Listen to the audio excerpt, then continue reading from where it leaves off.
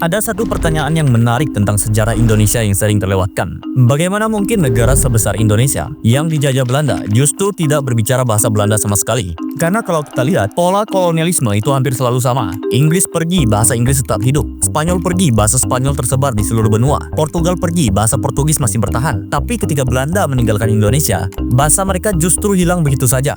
Sekarang coba kita lihat datanya. Di negara tetangga kita, sekitar 72% orang Malaysia dapat berbahasa Inggris dengan sangat baik. India, bahasa Inggris menjadi salah satu bahasa resmi nasional, dipakai dalam pemerintahan dan pendidikan. Sedangkan Timor Leste, lebih dari 30% populasi sekarang berbicara bahasa Portugis. Sekarang kamu bandingkan dengan Indonesia. Di sini, bahasa Belanda tidak digunakan sama sekali. Jadi bagaimana bisa Belanda menguasai wilayah sebesar itu tanpa meninggalkan bahasa mereka? Dan disinilah cerita ini dimulai. Karena jawaban dari pertanyaan itu tidak ada di era Belanda sebagai negara. Jawabannya justru berada jauh di masa sebelumnya, di tahun 1602, ketika sebuah perusahaan raksasa berdiri membangun fondasi kolonial di Nusantara ini.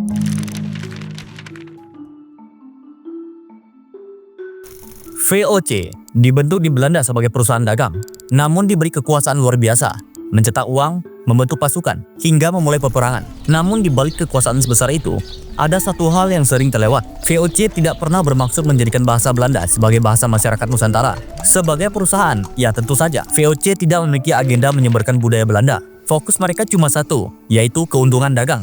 Menyebarkan bahasa tidak memberikan pemasukan, sehingga usaha semacam itu tidak dianggap penting. Di sisi lain, mereka sudah memiliki alat komunikasi yang jauh lebih praktis, bahasa Melayu. Sejak abad ke-15, bahasa Melayu menjadi bahasa umum di pelabuhan dan pusat perdagangan Asia Tenggara. VOC memilih bahasa yang sudah dipahami oleh banyak orang. Memaksa penduduk memakai bahasa Belanda justru akan memperlambat alur perdagangan yang mereka kejar. Semua faktor ini bertemu pada satu kesimpulan. VOC tidak menanamkan bahasa Belanda karena mereka tidak melihat keuntungan untuk melakukannya. Inilah fondasi mengapa Indonesia tidak pernah menjadi penutur bahasa Belanda.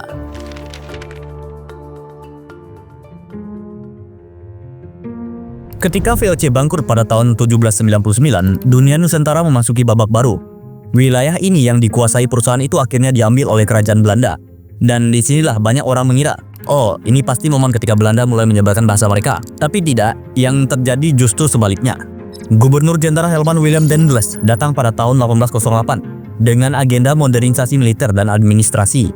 Ia membangun jalan raya dari Anyer ke Panarukan, memperketat kontrol kolonial, tetapi soal bahasa hampir tidak tersentuh sama sekali.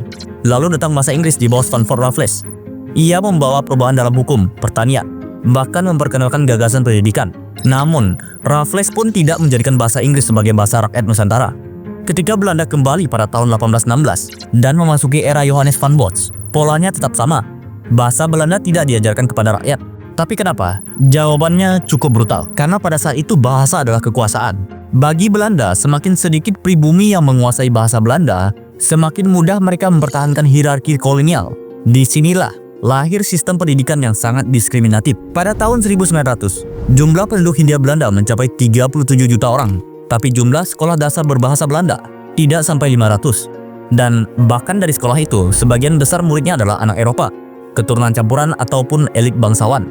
Sementara itu, untuk jutaan pribumi, Belanda menyediakan sekolah lain. Sekolah Ongkoloro yang memakai bahasa daerah atau Melayu dengan kualitas yang rendah dan tanpa akses ke jenjang tinggi. Disinilah pola itu mulai terlihat. Belanda mengunci bahasanya, menjadikannya alat untuk menciptakan jurang sosial. Bahasa Belanda menjadi milik segelintir elit, bukan milik bangsa ini. Ironisnya, kebijakan ini yang justru membuka jalan bagi tumbuhnya sesuatu yang tidak pernah Belanda duga. Bangkitnya sebuah kesadaran baru di antara kaum terpelajar pribumi.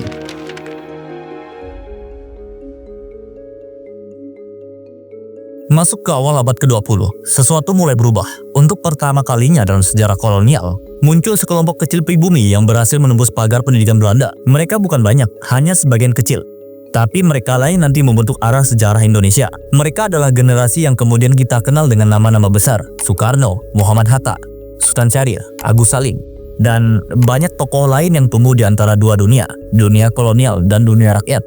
Ironisnya, meskipun mereka terdidik dalam sistem Belanda, banyak dari mereka tidak menguasai bahasa Belanda dengan sempurna. Akses pendidikan Belanda terlalu terbatas, terlalu diskriminatif, dan terlalu mahal. Kebijakan yang dimaksudkan untuk menjaga jarak sosial tanpa sengaja menciptakan generasi yang justru kritis terhadap kolonialisme. melalui organisasi seperti Budi Utomo, Sarekat Islam, lalu kemudian Perhimpunan Indonesia. Sebuah kesadaran baru mulai tumbuh, bahwa bangsa yang begitu luas dan beragam ini membutuhkan perekat, sesuatu yang bisa menyatukan dari Aceh, Minang, Jawa, Sunda, Bugis, Ambon, dan Papua. Bahasa Belanda jelas tidak mungkin. Bahasa Jawa pun beresiko menciptakan dominasi baru. Mereka butuh bahasa bersama, bahasa yang setara, dan pilihan itu jatuh pada bahasa Indonesia. Lalu tibalah momen penting, 28 Oktober 1928, Kongres Pemuda kedua di Batavia. Ruangan kecil yang tempat pertemuan itu kini menjadi legenda. Di sana untuk pertama kalinya sebuah bangsa yang belum lahir menyebut dirinya sendiri. Kami, putra dan putri Indonesia, menjunjung bahasa persatuan, bahasa Indonesia. Ini bukan deklarasi biasa, ini adalah keputusan politik, keputusan budaya, dan keputusan strategis yang mengguncang fondasi kolonial Belanda.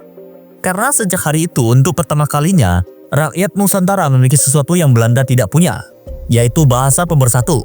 Bahasa yang lahir bukan dari istana kolonial, tetapi dari rakyat, dan Belanda tidak pernah melihatnya datang.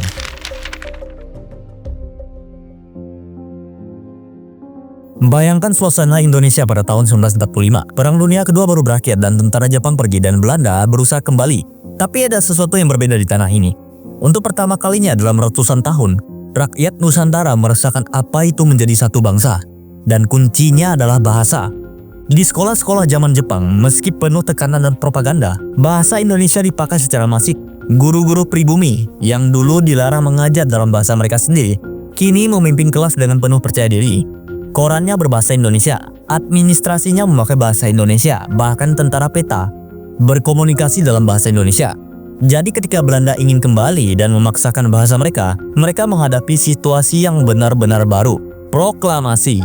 Dan inilah ironi terbesarnya, Belanda ingin memonopoli bahasa mereka sebagai alat kontrol. Tapi justru karena itulah bahasa Belanda gagal berkembang, karena hanya sedikit orang yang pernah diberi akses untuk mempelajarinya. Pada tahun 1945, Belanda hanya punya dua pilihan, memaksakan bahasa Belanda yang sudah tidak relevan, atau menerima bahwa Indonesia telah memiliki bahasa mereka sendiri. Dan sejarah memilih opsi nomor 2. Dalam hitungan tahun, bahasa Indonesia menyebar lebih cepat daripada yang pernah diprediksi siapapun. Dipakai di media, sekolah, birokrasi, tentara, dan seluruh wilayah Nusantara. Bahasa Belanda perlahan menghilang bukan karena dibenci, tetapi karena tidak pernah diberi kesempatan untuk hidup di negeri ini sejak awal. Akhir dari cerita ini sederhana namun besar. Indonesia membangun bahasanya sendiri hanya dalam waktu kurang dari 1 generasi.